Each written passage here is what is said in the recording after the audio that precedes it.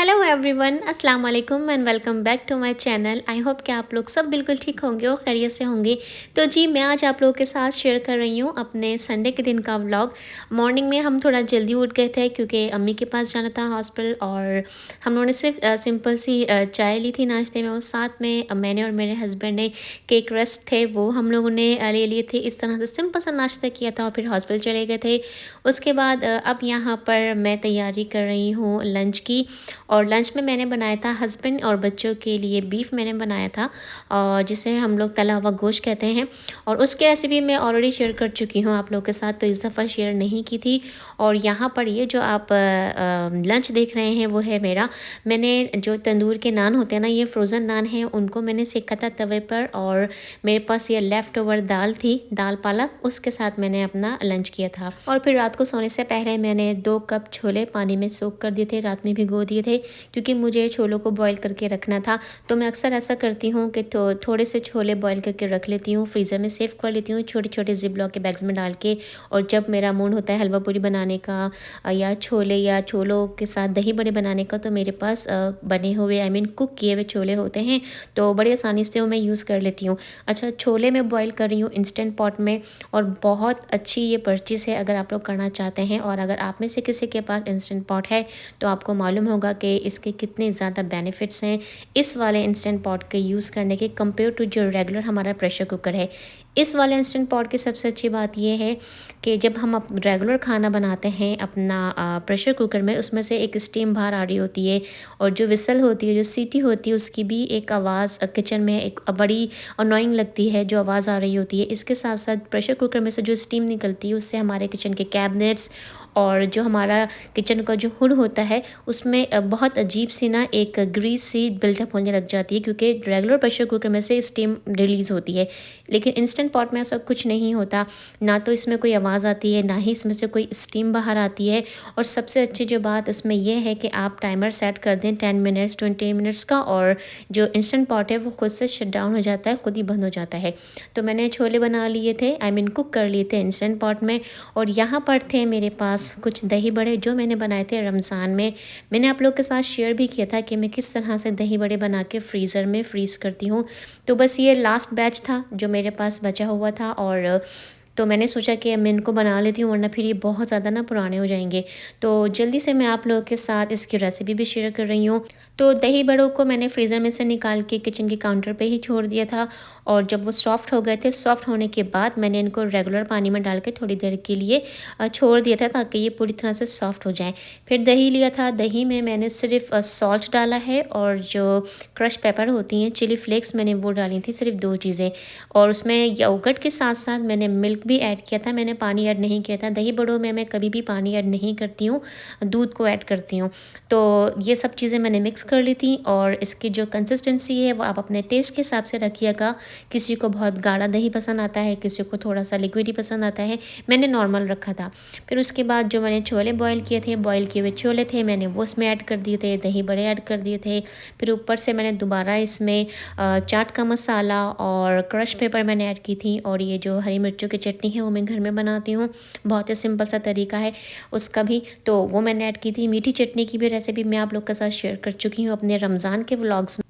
तो ये वही मीठी चटनी थी जो मैंने अभी इन दही बड़ों में यूज़ की है। इसके साथ साथ ये जो आप क्रिस्पी वाली पूरियाँ देख रहे हैं, जिसे हम पपड़ी चाट में यूज़ करते हैं, क्रिस्पी पापड़ी भी हम इसे कहते हैं, ये मैंने घर में बनाई थी। बहुत सिंपल से इसकी रेसिपी है, वो तो मैं आपको भी बता देती हूँ। मैंने सिर्फ 2 कप मैदा लिया था, उसमें थोड़ा सा नमक डाला था, और उसको आप हल्का नीम गर्म पानी से गूँध लीजिए।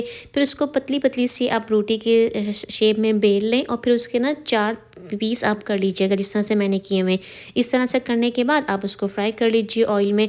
तो बिल्कुल लो फ्लेम पे आपको इसको फ्राई करना है, क्योंकि अगर आपने इसको तेज़ आंच पे फ्राई किया तो जो पूरियाँ हैं वो ऊपर से तो क्रिस्पी हो जाएंगी, लेकिन अंदर से खस्ता नहीं बनेंगी। और हाँ, जब मैंने इसका आटा गूंदा था तो मैंने थोड़ा सा उसमें घी भी मिक्स कर दिया था। घी डालने से आपकी जो पूरियाँ हैं वो क्रिस्पी बनेंगी, बहुत मज़ेदार बनेंगी। बड़ी सिंपल सी रेसिपी है, इसलिए जब मैं पूरियाँ बना रही थी तो मैंने उसकी जो है वीडियो रिकॉर्ड नहीं की थी, क्योंकि आई एम श्योर कि इस तरह से क्रिस्पी पूरियाँ बनाना सभी को आता होगा। तो यहाँ पे हमने बनाए थे दही बड़े और ये हमने एंजॉय किए। फिर उसके बाद मैं आपको लेके जा रही हूँ एक स्टोर में, और जहाँ मैं आपको बताऊँगी कि मैंने अपनी स्किन के साथ कितनी बड़ी गलती की है। और मैं यही चाहती हूँ कि मेरे जो व्यूवर्स हैं, मेरे जो सब्सक्राइबर्स हैं, वो ये गलती ना करें। आपने आजकल बहुत सुना होगा रेटिनॉल के बारे में, जो स्किन केयर के लिए एक बहुत अच्छा इंग्रेडिएंट है, आपकी स्किन के लिए बहुत बेस्ट इंग्रेडिएंट है। लेकिन मैंने ऑलमोस्ट 3 मंथ्स पहले ये बहुत बड़ी गलती की। मैंने अपने स्किन केयर में, नाइट टाइम स्किन केयर में मैंने रेटिनॉल का यूज़ किया। लेकिन मुझसे गलती यहाँ पर ये हुई कि मैंने रेटिनॉल को अपने स्किन केयर में ऐड करने से पहले सारी इन्फॉर्मेशन सही से नहीं ली और सही तरीके से यूज़ नहीं किया, जिसकी वजह से मेरी स्किन बहुत ज़्यादा ख़राब हुई। और स्टिल मुझे 3 महीने हो चुके हैं और अब जाके मेरी जो स्किन है वो ठीक हुई है। तो मैंने जो रेटिनॉल यूज़ की थी वो ये वाले रेटिनॉल है, लॉरियल की, जो आप देख रहे हैं, जो डार्क ब्लू और पर्पल शेड में आपको नज़र आ रही है। तो प्रॉब्लम इस रेटिनॉल में नहीं है, प्रॉब्लम ये है कि जिस तरह से मैंने इसको यूज़ किया, जिस तरीके से यूज़ किया, मेरा वो तरीका गलत था। तो रेटिनॉल आप जब भी यूज़ करें उसकी पूरी इन्फॉर्मेशन लें। रेटिनॉल को जब भी आप यूज़ करते हैं तो आप पहले वंस इन अ वीक उसको यूज़ करते हैं, वीक में सिर्फ एक दफ़ा यूज़ करते हैं, नाइट टाइम पे यूज़ करते हैं। और रेटिनॉल को यूज़ करने से पहले और बाद में आपको दोनों दफ़ा मॉइस्चराइज़र फेस पे लगाना होता है। लेकिन मैंने ये गलती करी, मैंने लगातार रेटिनॉल को, मैंने लॉरियल की यूज़ की थी और मैंने लगातार उसको 3 दिन, आई मीन 3 नाइट्स मैंने यूज़ किया और मैंने कोई मॉइस्चराइज़र नहीं लगाया।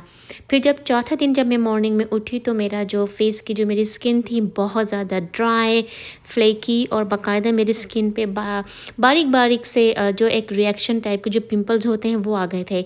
तो इतनी ज़्यादा और इतनी बड़ी मैंने मिस्टेक ये की कि मैंने रेटिनॉल को अपने स्किन केयर में ऐड किया, लेकिन सारी इन्फॉर्मेशन किस तरह से मुझे उसको यूज़ करना चाहिए था, मैंने उसको उस तरीके से यूज़ नहीं किया। और फिर उसके बाद मैंने इतनी सारी प्रोडक्ट्स यूज़ की। मैंने ये ऑर्डिनरी का सैलिसिलिक एसिड है जो पिंपल्स के लिए, एक्ने के लिए यूज़ करते हैं, मैंने इसको भी यूज़ किया। लेकिन समटाइम्स इससे मुझे लगता था कि थोड़ी हेल्प हो रही है मेरी स्किन में, और समटाइम्स मुझे लगता था कि कोई हेल्प नहीं हो रही है। तो फाइनली मैंने सारी स्किन केयर ख़त्म करके मैंने जो आपको फेस वॉश अभी शो किया था सेरावी का, मैंने वो यूज़ किया।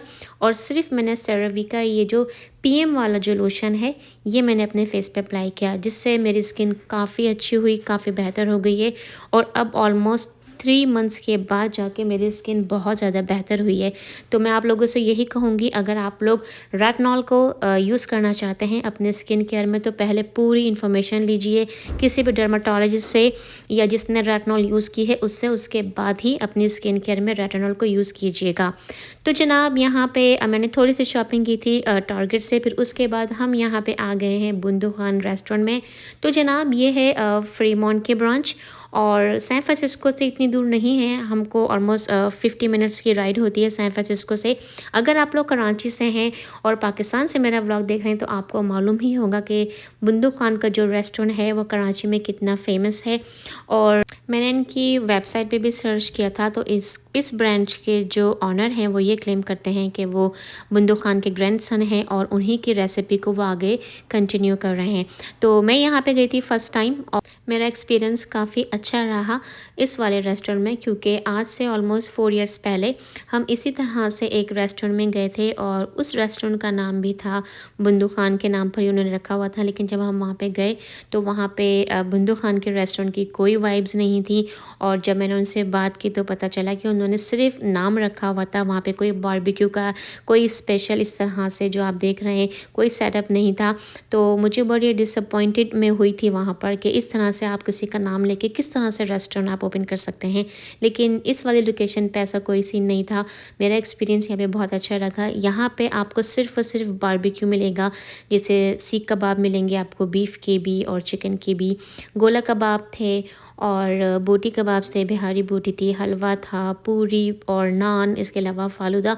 और आई थिंक मैं कुछ चीज़ें शायद मिस कर रही हूँ, जिसमें चिकन तिक्खा, चिकन की बोटी इस तरह से था। लेकिन आई मीन अगर आप बिरयानी या कोई करी या सालन वगैरह के लवर्स हैं तो आप थोड़ा सा डिसअपॉइंटेड हो जाएंगे, क्योंकि यहाँ पे आपको सिर्फ और सिर्फ बारबेक्यू और ट्रेडिशनली जो हमारा तिक्का बोटी होता है वही आपको मिलेगा।